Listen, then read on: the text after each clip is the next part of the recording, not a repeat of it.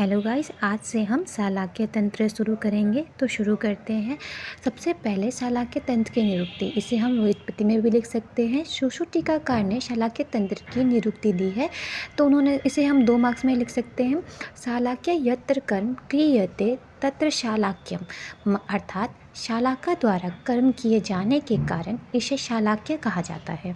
दूसरा इस तरीके से है, शालाका प्रधान कर्म शालाक्यम तत्प्रधान तंत्रम अपि शालाक्यम, अर्थात शालाका प्रधान कर्म को शालाक्य कहते हैं, इसका प्रमुख तंत्र भी शालाक्य कहलाता है।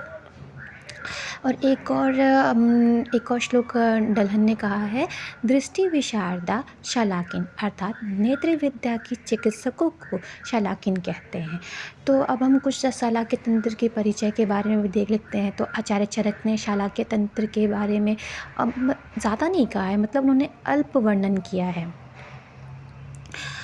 आचार्य वाग्भट ने शालाक्य तंत्र को ऊर्ध्वांग के नाम से उल्लेखित किया है। तो ये ऑब्जेक्टिव में भी क्वेश्चन आ जाता है कि शालाक्य तंत्र को ऊर्ध्वांग किस आचार्य ने कहा है। तो आचार्य वाग्भट ने इसे ऊर्ध्वांग के नाम से भी कहा है।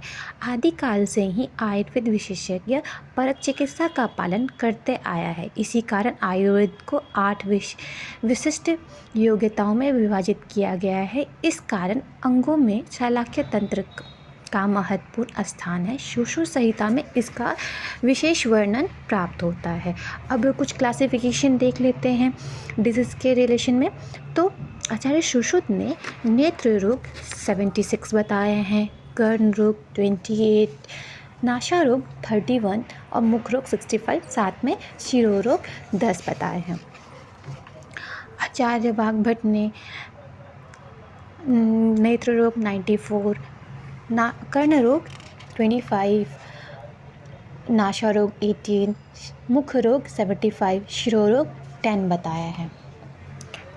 Thank you, bye bye. और हाँ गाइस, हम वीडियो को ख़त्म करें उससे पहले मैं आपसे एक रिक्वेस्ट करना चाहती हूँ। ये जो 2 श्लोक मैंने निरुक्ति के बताए हैं, कल उसे हम एक बार रिवाइज़ करते हुए, और साथ में जो मैंने क्लासिफिकेशन आचार्य सुश्रुत और वाग्भट के अनुसार से बताए हैं, उसे भी हम रिवाइज़ करते हुए हम आगे के टॉपिक्स को ख़त्म करेंगे। तो मैं आपसे रिक्वेस्ट करती हूँ, ये दोनों श्लोक को याद कर लीजिएगा आप लोग। तो बाय बाय।